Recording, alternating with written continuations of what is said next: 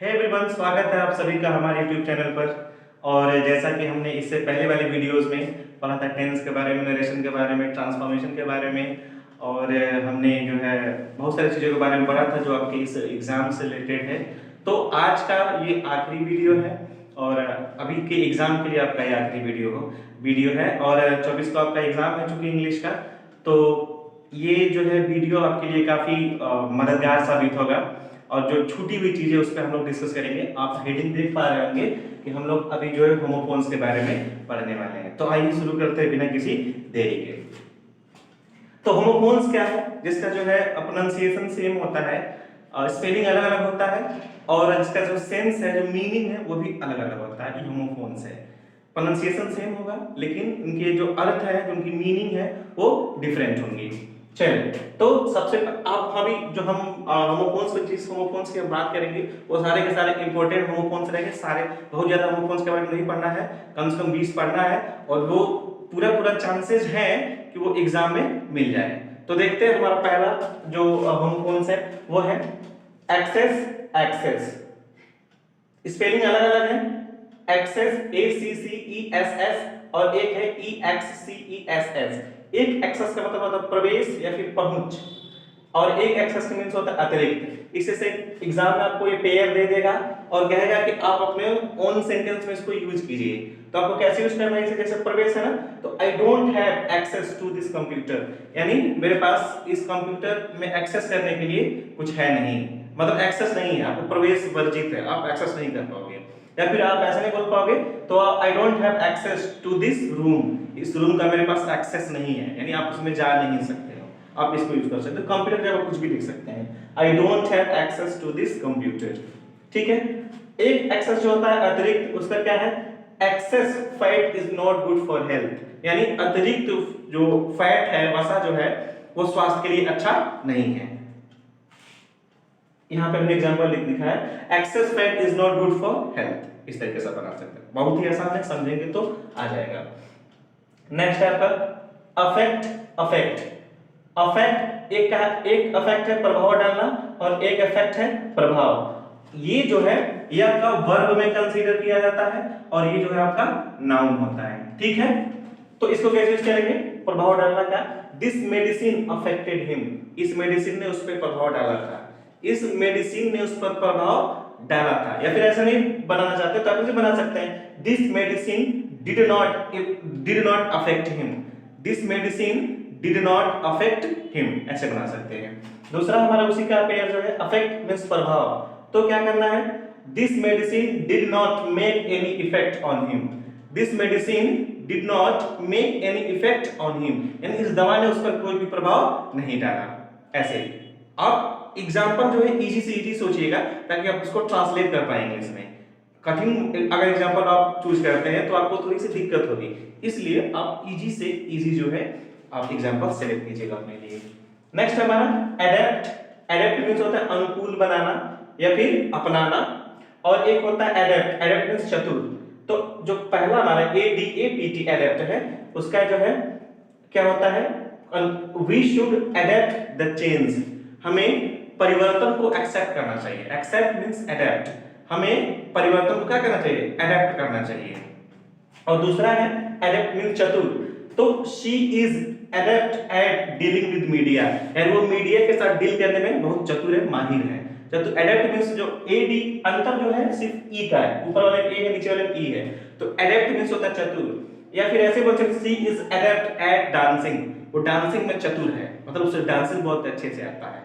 She is adept as at teaching, पढ़ाने में माहिर है, तो आप ऐसे यूज कर सकते हैं she is adept करके। एक है बर्थ और दूसरा बर्थ, दोनों बर्थ है, स्पेलिंग BERTH बर्थ। एक बर्थ होता है रेलगाड़ी में जो सोने का स्थान और जो सीट होता है उसको बर्थ बोलते हैं। आप देखेंगे, जाएंगे रेलगाड़ी में तो आप देखेंगे कि इस साइड जो है 3 ऊपर 3 इधर रहता है और इधर 2 रहता है ऊपर नीचे, तो उसी को हम बर्थ कहते हैं। और एक VIRTH है, वो जन्म है। तो दोनों को कैसे यूज करेंगे? All passengers slept on the birth, यानी सभी जो पैसेंजर थे, सभी यात्री जो थे बर्थ पर यानी अपने सीट पर जो क्या हो गए थे? सो गए थे। इसको बना सकते हैं। या फिर आप ऐसे भी बना सकते हैं, तो आप बोल सकते हैं मुझे लोअर बर्थ मिला था, I got the lower berth of the train, मुझे ट्रेन का जो है लोअर बर्थ क्या हुआ था, मिला था। ठीक है, नेक्स्ट आपका बर्थ जो है जन्म वाला, तो आप ऐसे एकदम इजी से इजी सोच सकते हो, what is your date of birth, बोलते हैं ना what is your date of birth, या फिर अगर ऐसे नहीं बोलते तो आप बोल सकते हैं my date of birth is 9th of January, 9th of January, आप ऐसे बोल सकते हैं। नेक्स्ट है हमारा बेल। बेल, एक बेल का होता है गांठ और एक होता है जमानत। गांठ मींस होता है गट्ठर, जो होता है जो बनाया जाता है गट्ठर, वो बेल मींस गांठ, और एक बेल है जमानत। तो BALE का एग्जांपल देखते हैं। I set on a bale of straw near the fire, कह रहा है मैं आग के बगल में बैठा होता है, एक आग के सामने जो है, एक आग के बगल में उसके ढेर के गट्ठर के, स्ट्रॉ मतलब होता है सूखी हुई घास, तो सूखी हुई घास का एक गट्ठर था, उसी के पास में मैं बैठा हुआ था और उसी के बगल में आग भी थी। इस तरीके से आप इसको याद कर सकते हैं। I set on a bale of straw, यानी वो कहां बैठा था, गट्ठर पे बैठा हुआ था। किसके गट्ठर पर, सूखी हुई घास के गट्ठर पर मैं बैठा हुआ था, नियर द फायर, आग के बगल में। आग जलती तो फिर कहानी अलग हो जाती। बेल मींस होता है जमानत, जमानत आप समझते हैं कि जमानत पर है वो, तो ऐसे ही वाज रिलीज्ड ऑन बेल, उसे जमानत पर रिहा किया गया था। रिलीज माने रिहा करना या छोड़ना, तो he was released on bail, उसे जमानत पर क्या करा गया था, रिहा करा गया था। नेक्स्ट हमारा है कैरियर। कैरियर, एक कैरियर का मतलब होता है जीवन और एक कैरियर का मतलब होता है वाहक। एक कैरियर का मतलब होता है वाहक और एक कैरियर का CARER जो है वो जीवन है, और एक जो है IER है वो वाहक है। तो इसको कैसे यूज करेंगे, I want to make my career as fashion designer, मैं एक फैशन डिजाइनर के तौर पे अपना करियर बनाना चाहता हूं। या फिर I want to make my career as a teacher, एक टीचर की तरह मैं अपना करियर क्या करना चाहता हूं, बनाना चाहता हूं। बहुत ही आसान है, अगर आप अच्छा एग्जांपल सोचेंगे तो आप अच्छा से अच्छा आप उसको ट्रांसलेट कर पाइएगा। नेक्स्ट हमारा है कैरियर, वाहक। वाहक क्या होता है, एक बढ़िया खूबसूरत सा एग्जांपल लेते हैं। Mosquito is the carrier of malaria, mosquito is the carrier of malaria, यानी मच्छर जो है मलेरिया का वाहक है, यानी जो मच्छर मलेरिया होता है आपको मच्छर के काटने की वजह से होता है, तो आप ऐसे यूज कर सकते हैं, mosquito is the carrier of malaria. I hope आपको ये चीजें समझ में आ रही हैं। जो है होमोफोन्स नंबर, जो होमोफोन्स हमारा आगे जो है वो है आठवां नंबर का, वो पेयर का है। एक है काउंसिल, इस काउंसिल का मतलब होता है परिषद, और इस काउंसिल का मतलब होता है सलाह। ठीक है, सलाह और एक होता है परिषद। इसको कैसे यूज कर सकते हैं, काउंसिल इज वर्किंग टुगेदर, जो परिषद है, एक काउंसिल मतलब होता है group of members, group of members is called council.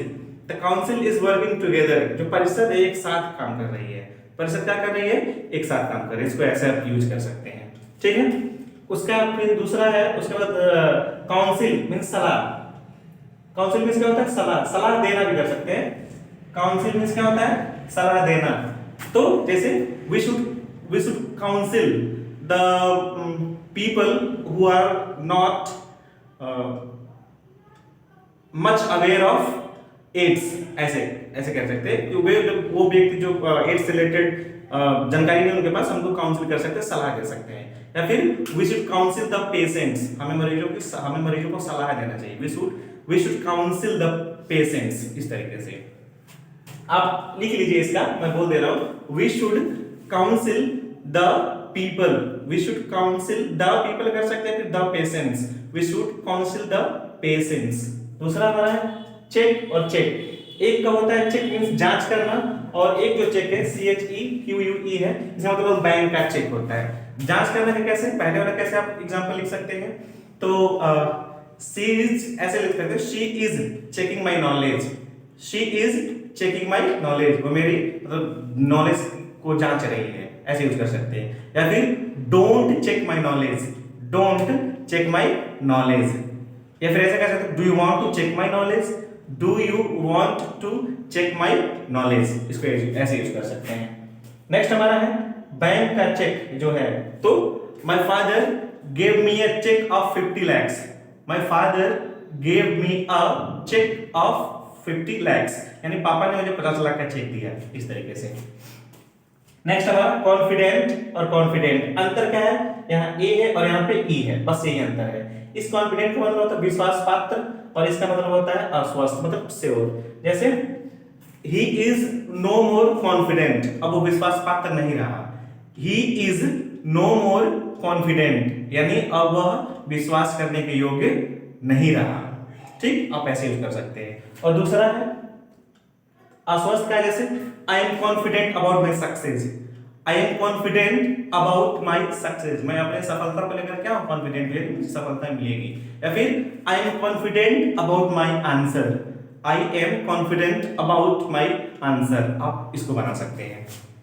Next हमारा डिफाई, डिफाई एक DEFI मतलब चुनौती देना और एक डिफाई मींस देवता समान मानना। चुनौती देना कैसे यूज करेंगे, जैसे don't defy me, don't defy me, मुझे चुनौती मत दो। या फिर don't try to defy me, यानी मुझे चुनौती देने की कोशिश मत करो। ठीक है, आई कैन डिफीट यू, मैं तुम्हें हरा सकता हूं, so don't defy me. Next हमारा उसी का जो है डिफाई DEIFY का देवता समान मानना। तो people deify Gautam Buddha, people deify Gautam Buddha, मतलब लोग गौतम बुद्ध को देवता समान मानते हैं, इस तरीके से पीपल डिफाई गौतम बुद्ध, इसको। नेक्स्ट हमारा है eligible, eligible, eligible, sorry eligible और एलिजिबल, ELIGIBLE जो है इसको होता है चुने जाने के योग्य, और ILLEGIBL इसका मतलब अपठनीय। ये वन वर्ड सब्स्टिट्यूशन में भी आता है, which cannot be read, जिसे पढ़ा ना जा सके, तो उसे अपठनीय बोलेंगे, आप ऐसे लिख सकते हैं, वन वर्ड सब्स्टिट्यूशन में भी आता है। और यहाँ पे भी दिया है एलिजिबल, एलिजिबल। अब जो पहले वाले का होगा you are not eligible for this post, क्या लिखेंगे, तुम इस पोस्ट के, इस पद के योग्य नहीं हो, तुम इस पद के योग्य नहीं हो। सो आप ऐसे बोल सकते हो कि you are not eligible for this post, ऐसे। ठीक है, बेहद ही आसान तरीके से। और दूसरा है your handwriting is eligible, your handwriting is eligible, यानी तुम्हारी जो लिखावट है वो अपठनीय है, we can not read. Okay, next हमारा गेट, गेट एक का होता है फाटक और एक होता है चाल। इसको कैसे यूज करेंगे, तो आप ऐसे बोल सकते हैं कि I am waiting for you at the gate, I am waiting for you at the gate, I am waiting for you at the gate, I am waiting for you at the gate, मैं तुम्हारा gate पर इंतजार कर रहा हूं। और ये gait यानी चाल, the gait of this train is very slow, the gait of this train is very slow, इस रेलगाड़ी की चाल जो है वो धीमी है, the gait of this train. ठीक, नेक्स्ट है ह्यूमन, ह्यूमन एक है मानव और एक है दयालु, तो इसका कैसे यूज कर सकते हैं, we should respect the human, हमें मानव का सम्मान करना चाहिए, मतलब ऐसे ही वी आर ह्यूमन बीइंग, हम लोग मानव प्रजाति हैं, वी आर ह्यूमन बीइंग, ऐसे यूज कर सकते हैं।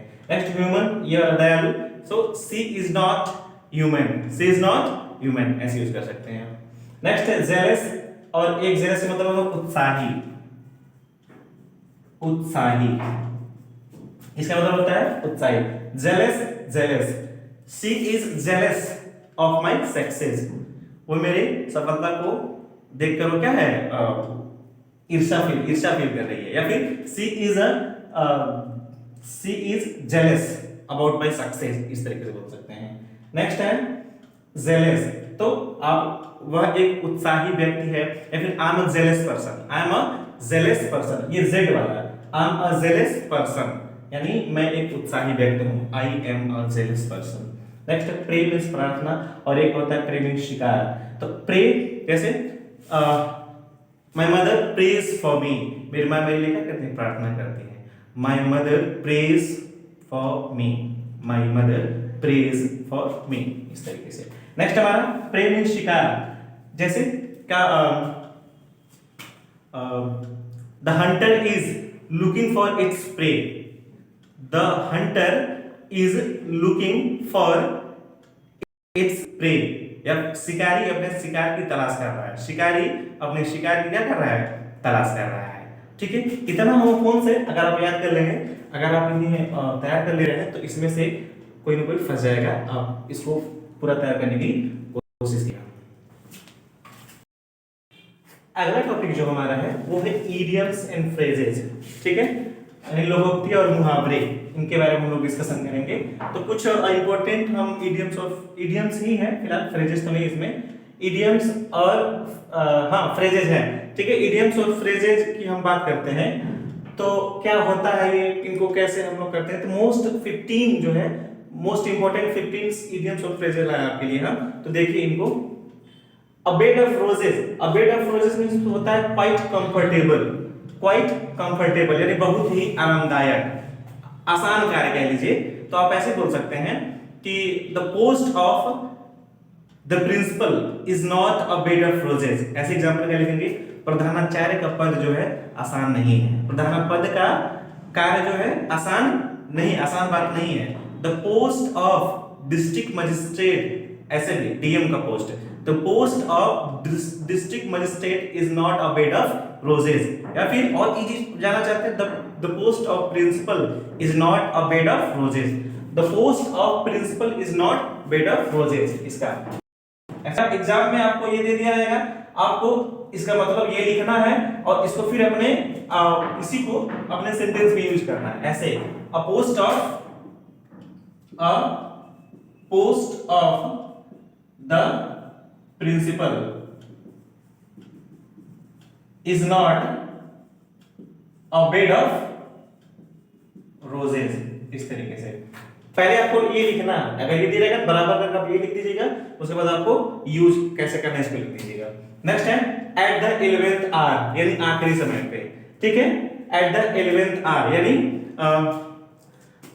तो आप ऐसे कैसे यूज कर सकते हैं, I donated my blood at the 11th hour, मतलब आखिरी समय में मैं जो है अपना ब्लड को क्या करते हैं, डोनेट किया था। यानी किसी का एक्सीडेंट हुआ था, my brother was injured and he was in critical situation, so nobody was ready to donate the blood but I donated my blood at the 11th hour। ये तो बड़ा हो गया, तो नॉर्मल छोटा सा कर दीजिएगा, I reached at the 11th of hour, I reached at the 11th of hour, यानी मैं जो है एकदम आखिरी समय में पहुंचा था।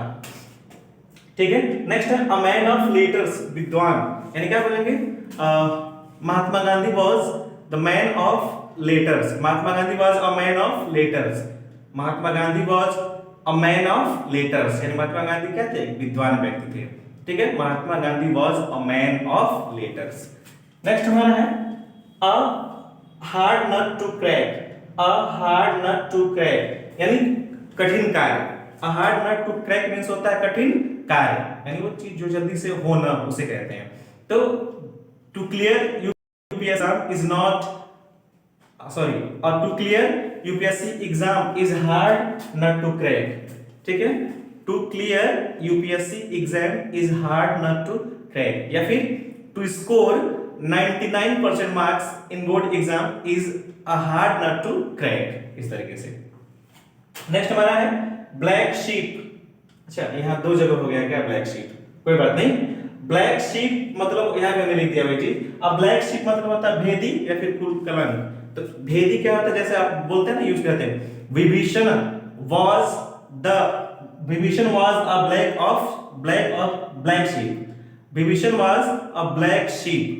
ठीक है, Vibhishan was a black sheep, इस तरीके से, इसे भेदी उनको माना गया, तो इस तरीके से। या फिर राम नहीं मतलब वो राम नहीं, मतलब एक लड़का है मोहन, चले लेते हैं, Mohan is a black sheep in his family, Mohan is a black sheep in his family, यानी जो मोहन है अपने कुल का कलंक है।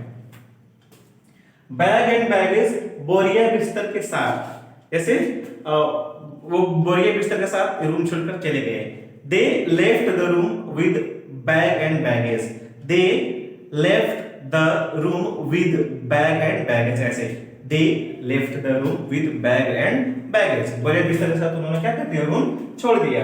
नेक्स्ट हमारा by leaps and bounds, मतलब क्या होता है, वेरी रैपिडली, बहुत तेजी से।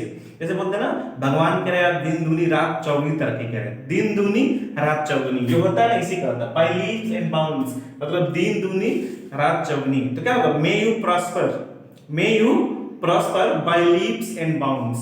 May you prosper by leaps and bounds. Next हमारा है by hook और by crook, यानी किसी भी तरीके से I want to score 80% marks in board exam by hooks और by crook, यानी किसी भी तरीके से मैं बोर्ड एग्जाम में 80% जो है लाना चाहता हूँ। नेक्स्ट है by all means, यानी श्योरली मतलब निश्चिततः ही। by all means यानी निश्चिततः ही you will get 90% marks in board exam, यानी निश्चिततः ही तुम बोर्ड में 95% मार्क्स पाओगे। ऐसे by all means comma you will get 95% marks in exam. ठीक है। bring to book मीन्स होता है to punish, मीन्स सजा देना। bring to book मीन्स क्या होता है? सजा देना। तो कैसे? I don't want to bring to book to him, यानी मैं उसे सजा नहीं देना चाहता हूं। ठीक है, इस तरीके से। नेक्स्ट है हमारा beat about the bush, beat about the bush, जैसे come to the point, come घुमा, इसका मतलब होता है घुमा फिरा बातें करना। come to the point, don't beat about the bush, क्या बोलेंगे? don't beat about the bush, यानी घुमा फिरा के बात मत करो, मुद्दे पे आओ। नेक्स्ट हमारा hue and cry, मतलब lot of noise, क्या बोलेंगे? सिर्फ noise नहीं होगा, lot of noise, यानी बहुत ज्यादा हल्ला, बहुत ज्यादा शोर। तो क्या बोलेंगे? there is a hue and cry in my class, there is a hue and cry in my class, यानी मेरी क्लास में बहुत ज्यादा वो हल्ला है, शोर शराबा है। there is a hue and cry in my class। Next है, अच्छा ये तो हमने बता ही दिया है। एप्पल ऑफ वंस आईज, यानी बहुत प्यारा होना, आंखों का तारा होना, बहुत प्यारा होना। जैसे राम जो है अपने मम्मी पापा के आंखों के तारा, आंखों का तारा है। तो Ram is an apple of his parents eyes, Ram is an apple of his parents eyes. या फिर my friend is Apple of my eyes, my friend is Apple of my eyes. उम्मीद करता हूं कि ये जो इडियम्स और फ्रेज आपको समझ में आया होगा, इसको तैयार कर लीजिएगा। उम्मीद है कि ये, आशा करते हैं कि ये जो एग्जाम में इसमें से कोई ना कोई एक मिल ही जाएगा। अगला टॉपिक है लेटर राइटिंग। अच्छा, लेटर राइटिंग कैसे करते हैं हम बता देते हैं। आपको आपको जब लेटर राइटिंग करना है तो इधर सेंडर का नाम दिया जाता है, सेंडर, इधर सेंडर का एड्रेस होता है, यानी जो पत्र भेज रहा है उसका एड्रेस इधर होता है, बीच में डेट होता है और इधर रिसीवर्स का एड्रेस होता है। जैसे हमने लिखा है सेंडर्स एड्रेस, डेट और बीच में रिसीवर्स एड्रेस होता है। जैसे हमने यहाँ लिखा है, जैसे हमारा एड्रेस में बात करें तो महावीर छपरा गोरखपुर, ये पिन कोड हो गया।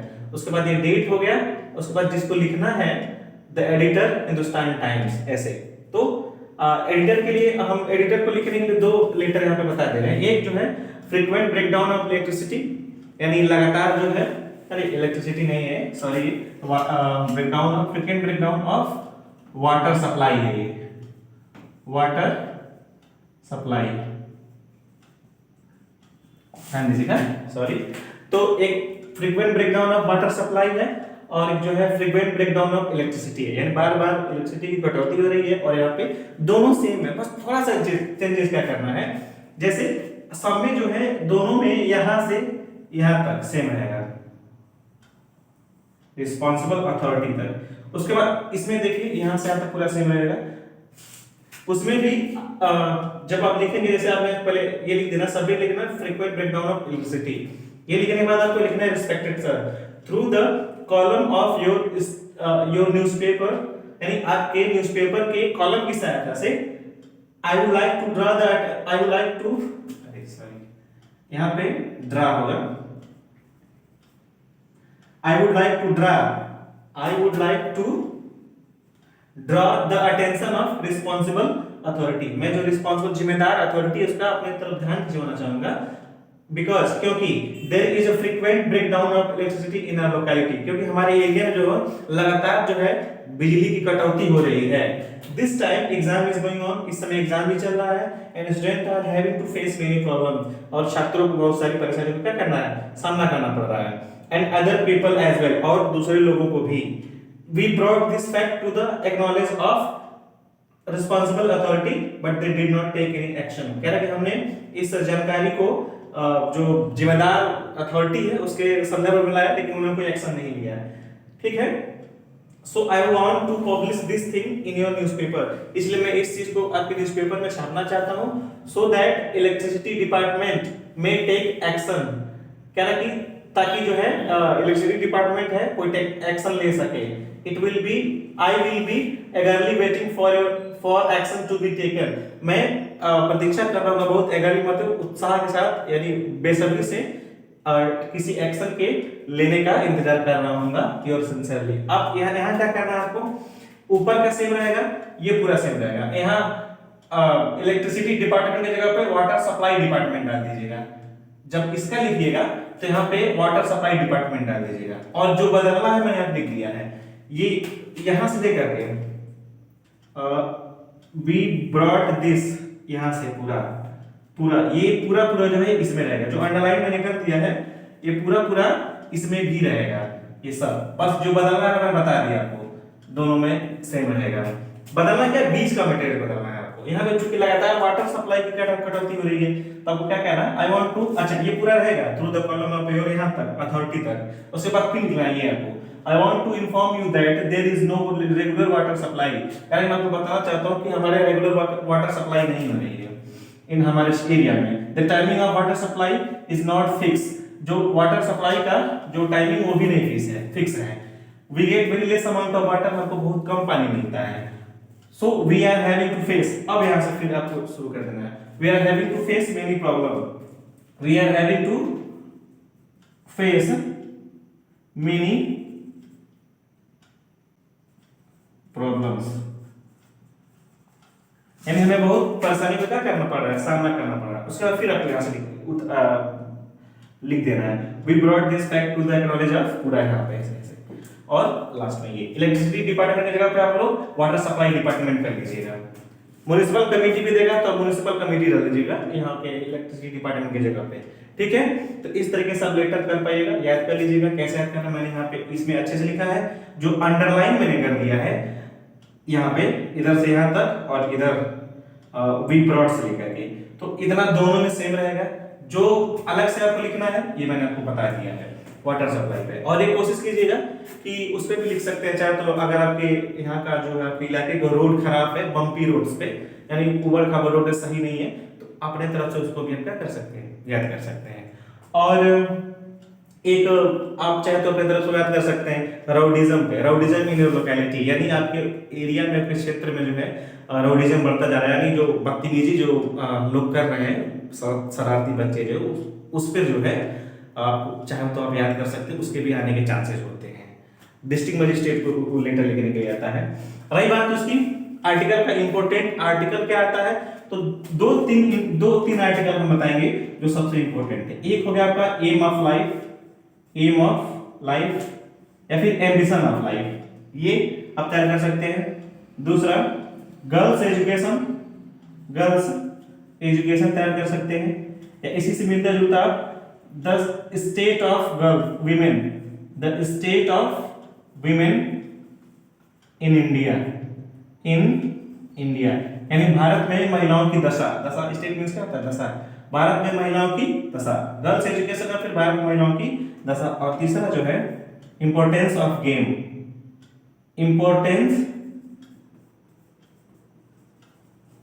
Of games. ठीक है, यानी जो गेम का जो महत्व क्या होता है, इस पे 3 आर्टिकल्स है, आप इसको तैयार कर लीजिएगा। बहुत ज्यादा तैयार नहीं, आप हिंदी इसके बारे में हिंदी पहले सर्च कर लीजिएगा, उसके बाद ट्रांसलेट करके एग्जाम में लिख लीजिएगा। तो ये आज आखिरी वीडियो था आपका जो बोर्ड का एग्जाम है उससे रिलेटेड। अब मैं आपको सूचित करना चाहूंगा कि आपका जो दोस्त वगैरह या फिर आपके जूनियर होंगे या फिर घर में परिवार में रिश्तेदार में कोई भी होगा, तो उनके लिए जानकारी है कि अब जो है नए सत्र से जो है आपकी क्लास जो है रेगुलर चलेगी, अच्छे से चलेगी इंग्लिश का, और प्रॉपर वे में डीप चलेगा, डिटेल्ड में चलेगा। ये तो मैं चूंकि एग्जाम चल रहा था तो जल्दीबाजी में ही बनाया गया था कि जो मतलब ऐसे चीजों पर डिस्कशन किया गया है जो सिर्फ एग्जाम में आने लायक हो, तो आप इसको याद कर लीजिएगा। आशा करता हूं कि पूरा जो वीडियो आपको समझ में आया होगा। अगर समझ में आया है तो सब्सक्राइब कीजिए, कमेंट कीजिए, लाइक कीजिए, बताइए कि कैसा आपको लग रहा है, क्या सुधार किया जा सकता है, और ज्यादा से ज्यादा इसको शेयर कीजिए। धन्यवाद और ऑल द बेस्ट।